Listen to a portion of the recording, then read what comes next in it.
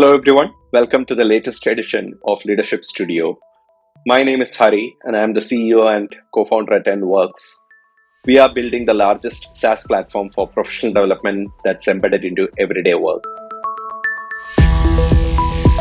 With Leadership Studio, we decided to change our format a bit from this episode. We want to bring you experts in specific areas who have very strong informed views on a particular subject and who have also been very innovative in solving the critical problems in that specific area. So we intend to facilitate dialogues that shines light on real issues in leadership and professional development. So let's start with the guest for today, Armand Metigan. Armand Metigan is the managing director at Amber Professional Development. Armand did his MBA from London Business School and has deep experience in management consulting as well as in professional development. Decades of experience in that space. I have known him in the leadership development space for the last 12 years. His firm Amber focuses on enabling their clients to manage themselves and others better, to make better decisions, to provide better recommendations as leaders, negotiate better, and sell more effectively. Armand, thanks for joining us today. Harry, it's an absolute pleasure to join you on this call. And I'm very excited about the journey that we've been talking about over the last few weeks and how it can really reshape the way professionals operate, how they can become the best versions of themselves and in the service of their clients and really drive value for their industries. As you mentioned, I've had the privilege of working with thousands of professionals over the last 25 years right now. And our focus has always been on consulting firms and those working in professional services generally, because we find that that's an area where possibly, if we look at how most people come into those industries, they come in with drive and a passion around problem solving, or if they're lawyers offering legal advice, or if they're financial advisors giving financial advice. And yet their success is often tempered when they reach a certain stage where suddenly the shift goes away from the thing that got them really excited, which was the problem solving bit of it, the consulting or the legal advice they were doing, to either having to manage other people or, even more frighteningly, to develop new business. So many of them have a residual resistance around moving away from representing themselves and their skills to either becoming an ambassador for the firm, driving new business opportunities, or managing down. And really, I think that was the topic that I wanted to bring to the discussion today. Absolutely. I think you got it bang on. And that transition, you find it extremely hard. And more interestingly also, I think people almost have to go through this transition multiple times in their professional career. And each transition point is a struggle. With the right level of support, many people actually navigate through it. Support both internal to the organization or from experts such as yourself. I think today I would like to put a bit more of that spotlight on what you spoke about developing new business. There are a lot of solutions out there who operate in the sales and business development training or enhancement, so to say. Yet, we all have seen that most of it don't have the required effect. And it's also to do with the fact that the businesses' expectations of organizations also have been constantly escalating, so to say. The markets have become harder, the change has become a lot more rapid, and therefore sales or business development has both become more complex over the years. And it makes this issue a lot more harder to tackle. So I think we want to really kind of shine light on why does traditional sales training, traditional sales development fail to make an impact? I mean, I couldn't agree with you more, and it might seem odd to hear this from somebody who is the managing director of a professional development company to say that most training doesn't seem to work, especially from a sales perspective. But I think that's the honest appraisal. Yeah. And I think there are a couple of reasons why it doesn't. But predominant one in my experience of having been at the receiving end of sales training myself in my early career, of having fallen into the traps of delivering sales training that hasn't worked over the years. I think, and then having to have had to readjust it to something that's far more impactful today. Yeah. I think it starts with the premise. Now, as I said, many people who come into, say, consulting or the legal profession or into financial advisory didn't go into those industries because they like selling. They went in because they like problem solving, they like the complexity of the nature of the challenges that they're faced with. That's the stuff that gets them motivated. Absolutely. It's their driver. And at some point in their transition, as you mentioned, they're being required to do something that doesn't feel right to them. What felt noble to them, the thing that brought them to the profession, suddenly feels very ignoble when it comes to selling. And that's the sort of mindset that they hold to it. And they have associations with, secondhand car sales and everything that feels grubby around that. So companies decide at that point, right, well, we need to get these people fired up to sell. So they put them in a sales training. And in that room, there'll be somebody at the front of that room who tries to convince them that they're all innate salespeople anyway. Yeah. And fundamentally, they try to sell the concept of selling to a room full of people who don't like selling. So you get you get the body language. They're all sitting there saying, "This is exactly what I don't want to do to my customers. I'm being forced to rethink that selling is something wonderful, and it doesn't feel wonderful to me." It's a bit like trying to sell a product to someone who doesn't want to buy it, and you try and keep convincing them it's wonderful, and you're not reading the body language from the buyer that this doesn't fit, and you can't just keep pushing it. And that's what sales training often is. It's pushing, selling to people who don't want to buy it. I think that's fantastically put. The fundamental issue at the center of it is the approach most sales training take is to sell selling. And that does not work, especially with individuals who already come into the room with a belief or come into the room with a certain set of perceptions around selling. Absolutely. So never try and convince a skeptic, because they just become more skeptical. I mean, that's the number one rule of negotiating and building relationships. If somebody is skeptical, convincing them that they shouldn't be skeptical just makes them more skeptical. True. So one or two things we see in this environment is like people reminding them that that everything they do is selling. I mean, even Daniel Pink wrote a book called Selling is Human. Even that book is trying to make you alert that, oh yeah, actually I am a salesperson. People are more sophisticated than that. Yeah. They realize there's a big difference between problem solving without any of the pressures of trying to convince somebody to buy it, but you're just being pure in your approach, versus we've got a new product or a solution and we've got to sell more of it, and therefore we've got to create the environment for that buyer to be convinced that this is the right approach. That feel the same, and there's no getting away from it. Yeah, no, I agree with that. So I think the big insight that I think you are giving us is really about the fact that at its very fundamental concept of how you're approaching it itself is flawed when you are essentially trying to push the very thing that the person is resistant to or maybe even detest.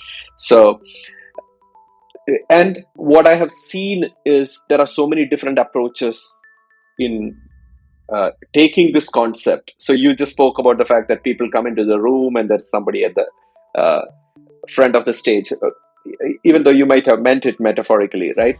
So now we have got various versions of that. There are companies which are doing the same thing with content distributed in various forms, both digital as well as done virtually, done through physical classrooms and stuff like that. We see workshops and boot camps. We see coaching.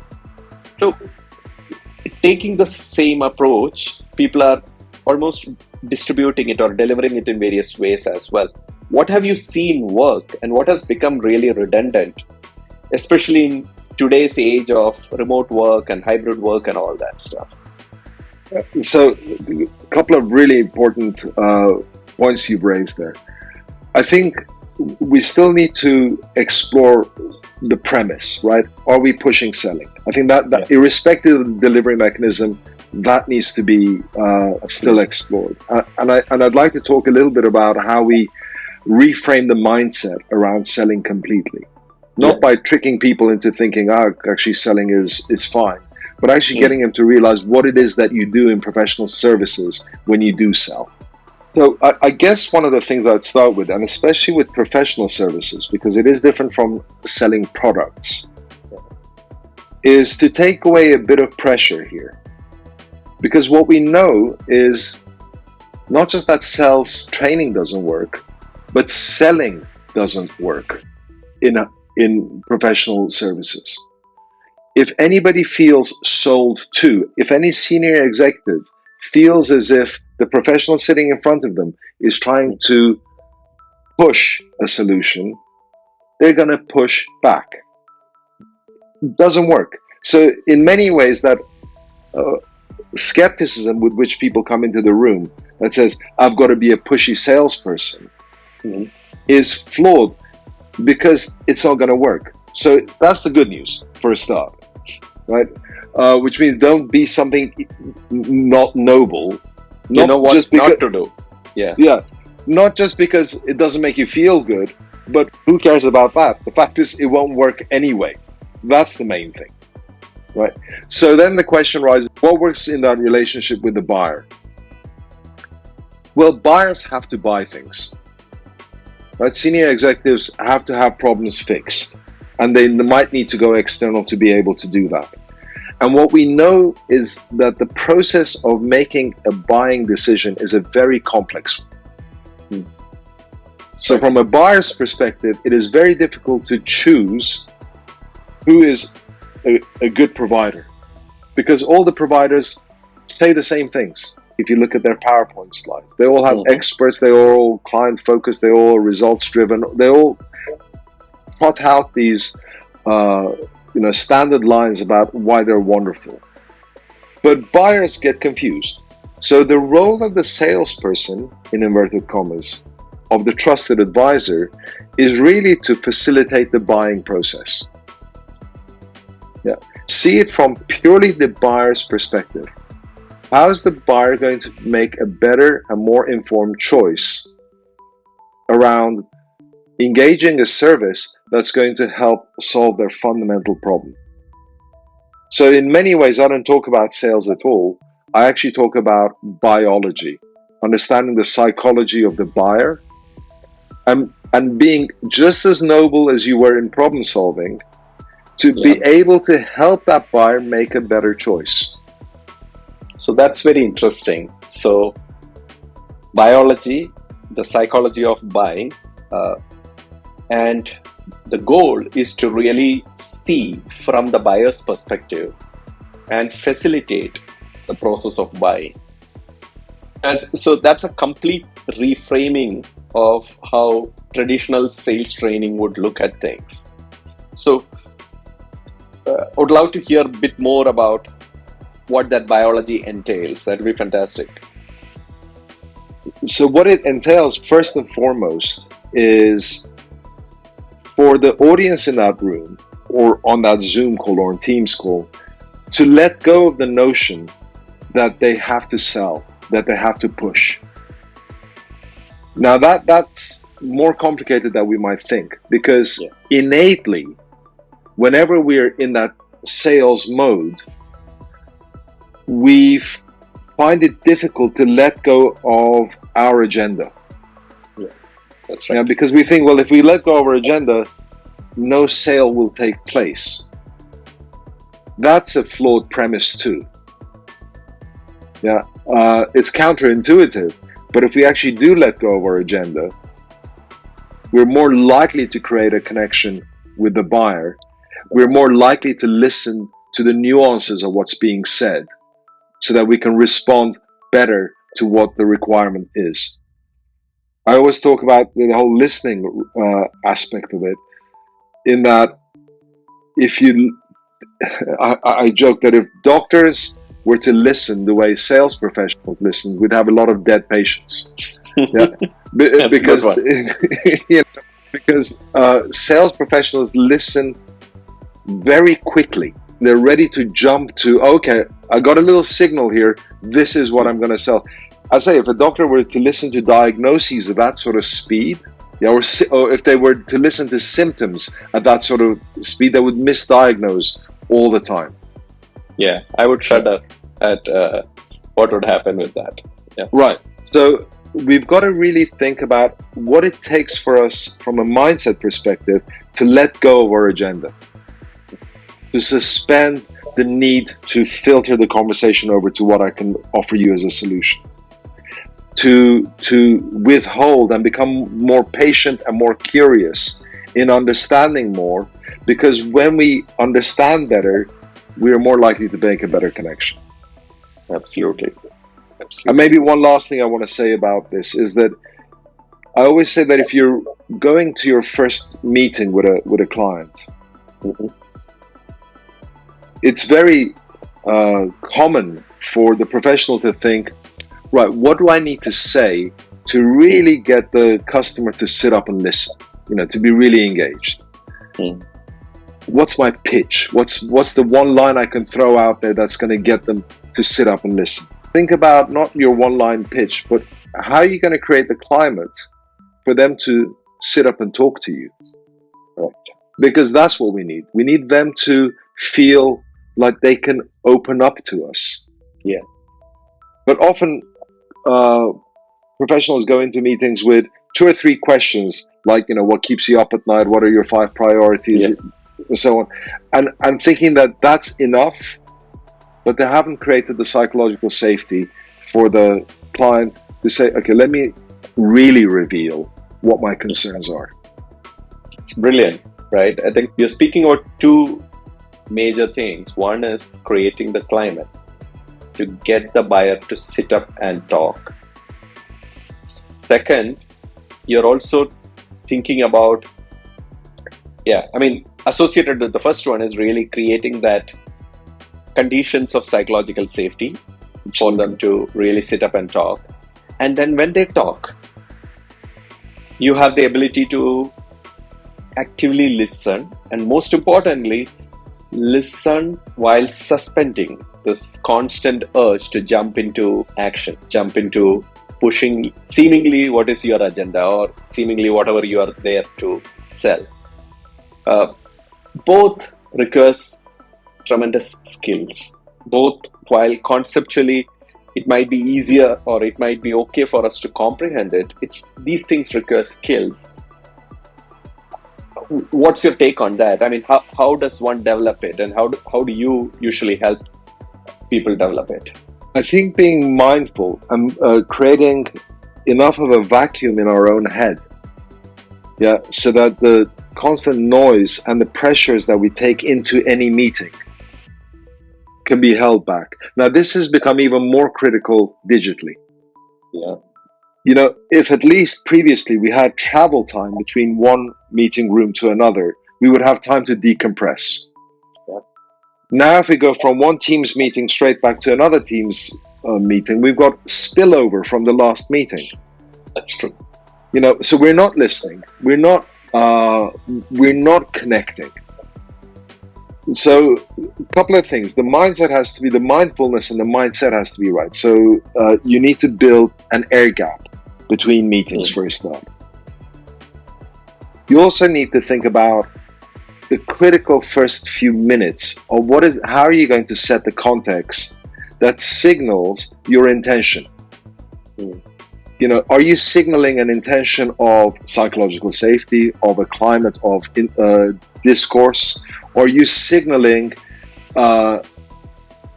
your intention to transmit? I'm here to do a pitch, or I'm here to let me get my presentation up, or whatever. What are you signaling, and how much are you reading the consequences of what you're signaling to the room? Yeah. Put our foot down on the gas to try and beat the lights, right? That's true. In conversation, it's the same.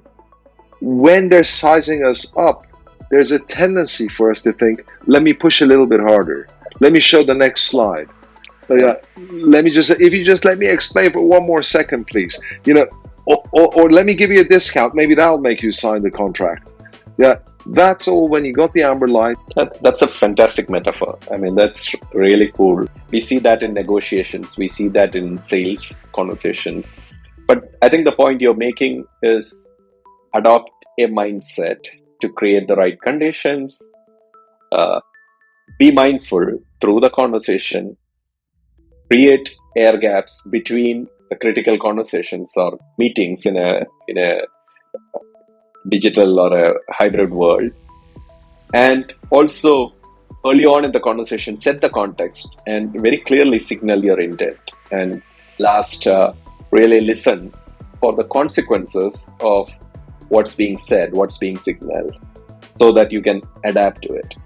It's fantastic. I think it's a fantastic set of things that you're helping individuals through this process.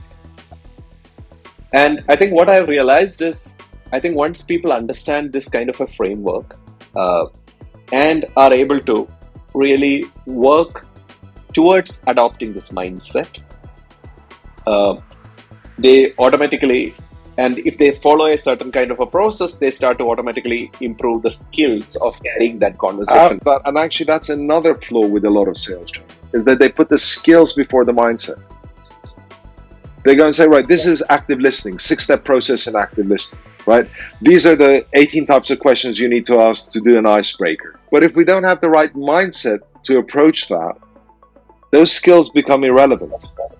Yeah, in fact, I would almost argue that it becomes very counterproductive, because to the other person, it almost comes across as very disingenuous and very artificial, very flaky. So that's really where getting the mindset right up front, that's critical. Then build your skills. There will be certain practice, there will be certain set of reps for you to be able to build those skills. So now I think this is good. I mean, this gives a sense of what should sales development, sales transformation look like.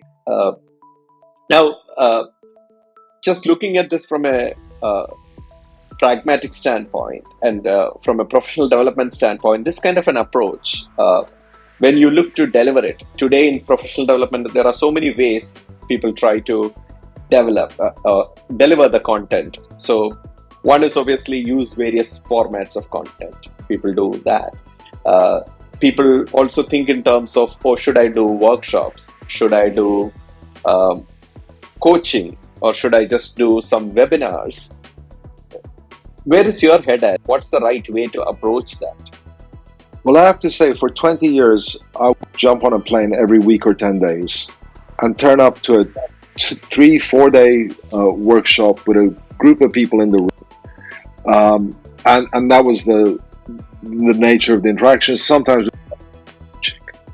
the pandemic hit, I panicked because I thought my entire would disappear, because I could not imagine that we'd be able to do what I was doing for 20 years digitally. And boy, was I wrong. Because what really struck me was how much you can actually create greater levels of intimacy in terms of mindset shift if you, blending is one thing, but actually if you are able to really modularize, zone in on specific aspects, but over an extended period. I think the fact that digitally now what we're able to do is to bring smaller groups, and I think that's critical. You've got to bring smaller groups together or find better ways of scaling up. But you can't bring 150 people to a 1-hour webinar and give them a little TED talk on it's about buying, it's not about selling, and then expect that to change it. And Yeah. just a little drop in the ocean. If companies are serious about sustainable and trackable performance change, then they need to understand that this is a journey. And it's not a drop down list of skills, as we were discussing. Yeah. And Yeah. it's not just a moment of inspiration. It has to be both.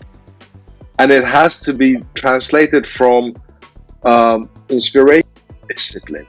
And therefore, for me, the model now that works best is a journey that could take 6 to 9 months, workshops, digitally or but live in small groups where we can address those, but then translating mindset into a series of behaviors and skills and practices that you can regularly check in on through either group or individual coaching, that you can monitor through some digital format. So you have real-time access to, I'm about to meet a client. Let me just remind myself, what are the habits I should really bring in so my intention is signaled? Can I access that as I go into the meeting? And then some level of monitoring from the leadership of the organization too, because I think organizations have the mandate to motivate, to monitor, and also to mentor their teams. So I think it's not all externalized. It has to be demonstrated and role modeled by the leadership as well. No, that's really cool. I mean, so when the intent is about sustainable and trackable performance change, and I think that's really you're setting the mark right there. You're talking about a fairly high mark. Okay, for us to be able to get to that, I think your point is it needs to be a journey of sorts for the individuals going through it, where I think you're recommending a combination of multiple interventions, certain things like coaching, group coaching, or individual coaching. There might be a role for certain content, there is role for workshops, but the idea is use the right method or intervention to make the right things happen. That could be a mindset change, that could be a change in the way they practice certain things. It could be about building a habit. It could be about the right kind of application of a skill that was developed.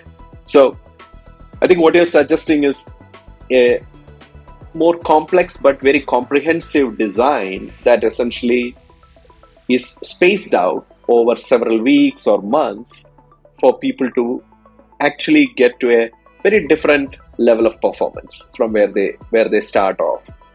And that should be very much trackable. The orchestration of it as well as the tracking of it can be done today using technology, and I think absolutely right on. I think it's one of those areas that I think we passionately believe in, and I think it's great to hear how a very transformational approach in one of the most critical areas of performance change, which is sales, can also be accomplished very effectively using this digital-based approach or spaced over time. I think the delivery mechanisms that are available to us today give us those big advantages, able to globally reach out to teams and individuals as dispersed as they are in a much more efficient and effective way than jumping on a plane and getting a whole bunch of people to come to a room for 3 days while we take them off their work, where they're worried about the fact that, is this going to be beneficial to me when I should be out there responding to my emails? And then having very follow-up after the 3 days are over and not knowing what the performance impact was. But I think despite that, there is another critical piece to this puzzle. Okay. Whatever organization decides that they want their teams to go through a process of sales performance enhancement, they have to be very clear around what is the level of dissatisfaction they have right now. Because if there's reinvention inside their organization, it has to articulate the dissatisfaction. Most of the time, in my experience, firms think, "Oh, we should improve our sales performance," and you think, "Well, what if you don't? What's the consequence if you don't? Yeah. Would you affirm this? What crisis are you facing right now? What's your level of dissatisfaction? And I'm quite surprised the level of dissatisfaction is quite low, because they've got one or two rainmakers inside the organization that will carry the can if nobody else does. So Yeah.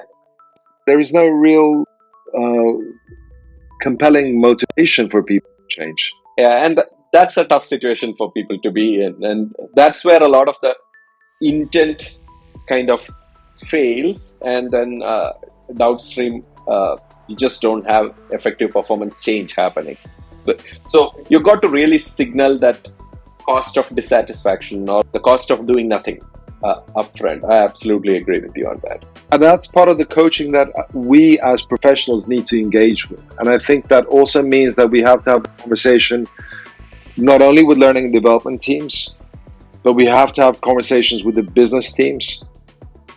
Yeah. And one of the mistakes I see often professional development make is either feel, and I've seen both, right? There are certain companies I've worked with in the past that will have, to put it not so kindly, but low view of learning and development. And they'll say, I just want to speak to the CEO because that's what really matters. And they completely neglect learning and development until the very last minute of the hurdle. And that's because they need to be involved. On the other hand, I often see people that only speak to learning and development. And you ask them, even do they know who the CEO is? I think, what's it matter? I'm designing a 6-day agenda and I've got every 15 nicely mapped out on the competency framework, and all good, but are you talking actually out there on the field? And they see it as, and that's, I think, having that ability as a professional to speak both the language of learning and development and meet the senior executives at the level they want to be met. Yeah, that takes a skill too, and I think it's important. No, I agree. I completely agree. I mean, we all have seen approaches at these two extremes. One which is completely L&D centric, or one which is completely business centric. I mean, I think you've got to be able to bring both the perspectives in and then really design the solution that's required. Armand, this has been fantastic. I mean, I think this has really been a pleasure listening to you. Some of the concepts I know we have discussed in the past, but you bringing it all into one cohesive frame where you really started with helping us understand what's the fundamental flawed premise around most sales training out there.